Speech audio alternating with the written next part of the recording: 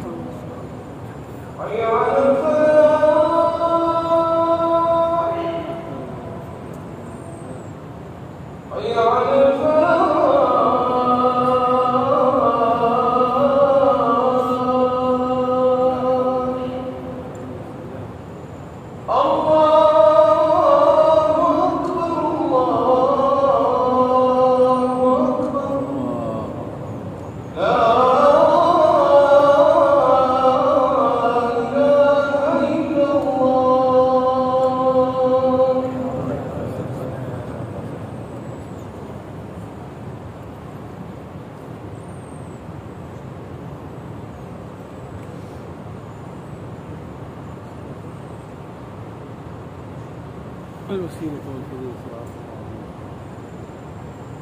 أنت لا تخلف الميعاد. إن الحمد لله نحمده ونستعينه ونستغفره ونعوذ بالله من شرور أنفسنا ومن سيئات أعمالنا. من يهد الله فلا مضل له ومن يضلل فلا هادي له، وأشهد أن لا إله إلا الله وحده لا شريك له، وأشهد أن محمدًا عبده ورسوله. يا أيها الذين آمنوا اتقوا الله حق تقاته ولا تموتن إلا وأنتم مسلمون. يا أيها الناس اتقوا ربكم الذي خلقكم من نفس واحدة وخلق منها زوجها وبث منهما رجالا كثيرا ونساء، واتقوا الله الذي تساءلون به والأرحام إن الله كان عليكم رقيبا. يا أيها الذين آمنوا اتقوا الله وقولوا قولا سديدا يصلح لكم أعمالكم ويغفر لكم ذنوبكم، ومن يطع الله ورسوله فقد فاز فوزا عظيما.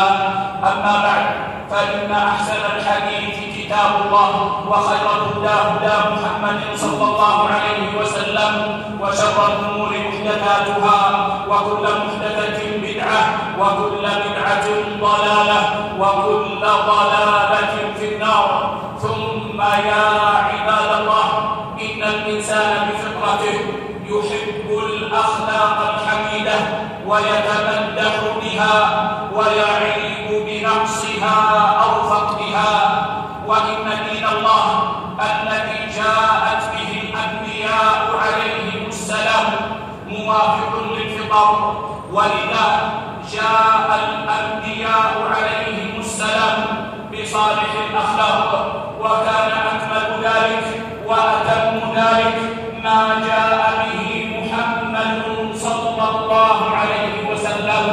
قال صلى الله عليه وسلم: إنما بعثت لأتمم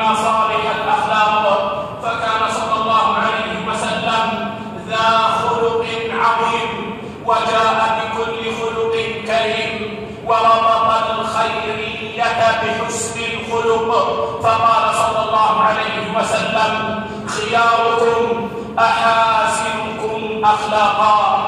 وإن ربنا سبحانه وتعالى قد جعل لكل دين خلقا، وجعل خلق المسلمين الحياء. قال النبي صلى الله عليه وسلم: إن لكل دين خلقا، وخلق الإسلام الحياء. والحياء يا عباد الله خلق الأماجد الكرام.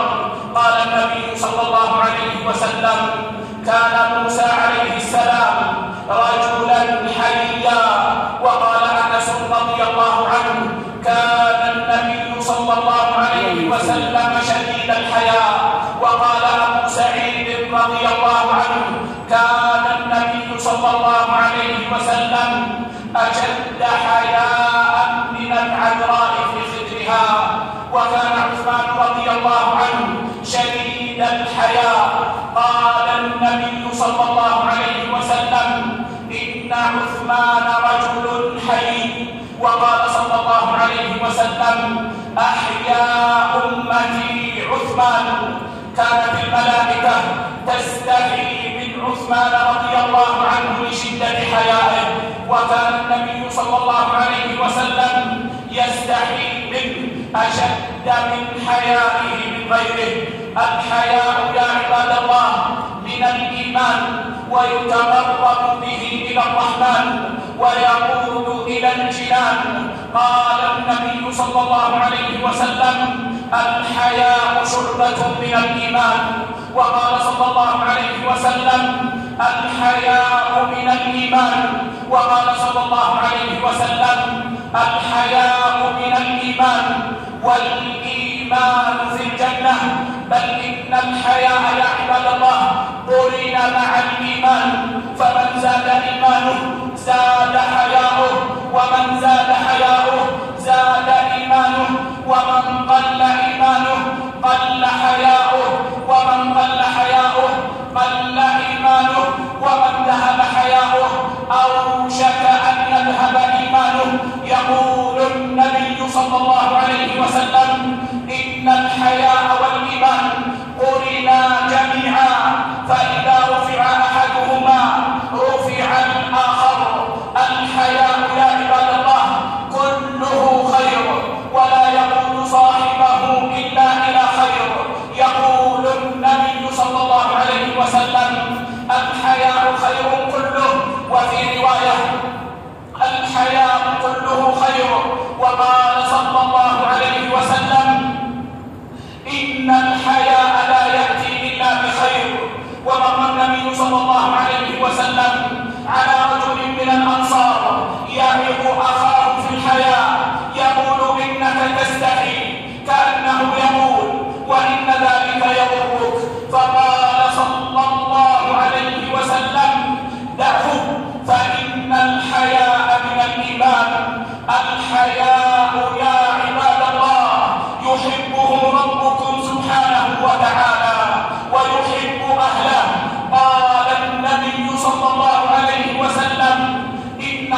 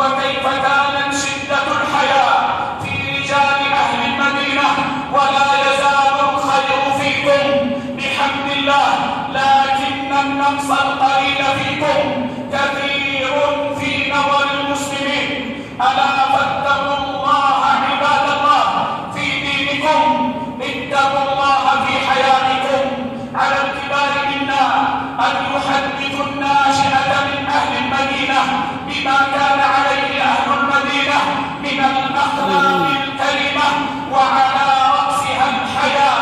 وعلينا جميعا عباد الله أن نتخلق بالأخلاق الكريمة. وها هم حجاج بيت الله قد وصلت طلائعهم إلى المدينة وإنهم يتطلعون إليكم يا أهل المدينة، فأروهم من نفسكم رفقا وخيرا وإحسانا. وفق الله الجميع إلى ما يحب ويرضى. أقول ما تسمعون وأستغفر الله العظيم لي ولكم من كل ذنب فاستغفروه إنه هو الغفور الرحيم.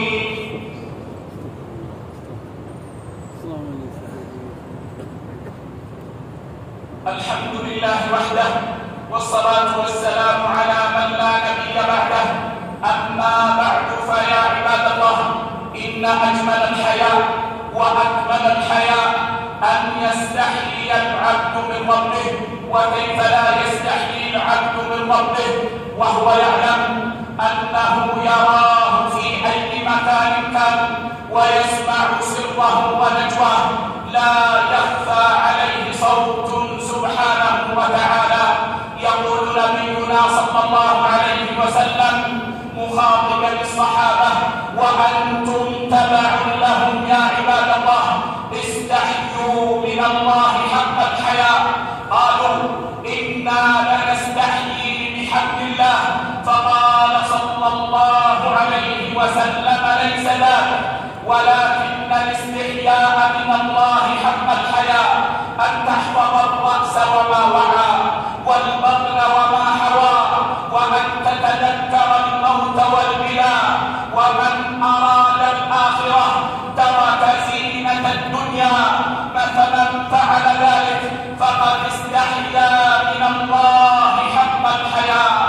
أن تحفظ رأسك وما وعى، أن تحفظ رأسك من الأفكار الخبيثة، وأن لا تدخل إلى رأسك إلا الخير والأمر الطيب، وأن تحفظ عينك، وأن تحفظ فمك، وأن تحفظ بصرك، فلا يكون في ذلك كله إلا خير، وأن تحفظ بطنك فلا تدخل فيها إلا حلالا، وأن تحفظ فرجك فلا تضعه إلا في حلال فهو ما هواه البطن. وأن تتذكر أنك ميت، وأن كل نفس دائمة الموت، وأنك ستوفى جزاء عملك يوم القيامة، وأن الفوز كل الفوز إنما هو في الزحزحة عن النار ودخول الجنة. وأن تتيقن أن هذه الدنيا إنما هي متاع الغرور تمر بصار النظر. وإذا علمت ذلك وأنت تريد الآخرة، تريد جنة رب العالمين، فإنك تترك زينة الدنيا إذا تعارضت مع الآخرة، فالآخرة عندك مقدمة على كل شيء. ألا فاتقوا الله عباد الله واستحيوا من الله حق الحياء. عباد الله، إن نبيكم صلى الله عليه وسلم كان ذا خلق عظيم وجاءنا بكل خير، فمن حقه علينا أن نقتدي به وأن نلتزم سنته، ومن حقه علينا أن نكثر من الصلاة والسلام عليه صلى الله عليه وسلم. قال الله عز وجل: إن الله وملائكته يصلون على النبي يا أيها الذين آمنوا صلوا عليه وسلموا تسليما. وقال صلى الله عليه وسلم: من صلى علي واحدة صلى الله عليه 10. فاللهم صل على محمد وعلى آل محمد كما صليت على إبراهيم وعلى آل إبراهيم إنك حميد مجيد، وسلم تسليما كثيرا. اللهم صل وسلم على سيدنا وقرة أعيننا رسولك محمد صلى الله عليه وسلم. اللهم واجعلنا ممن يلتزم سنته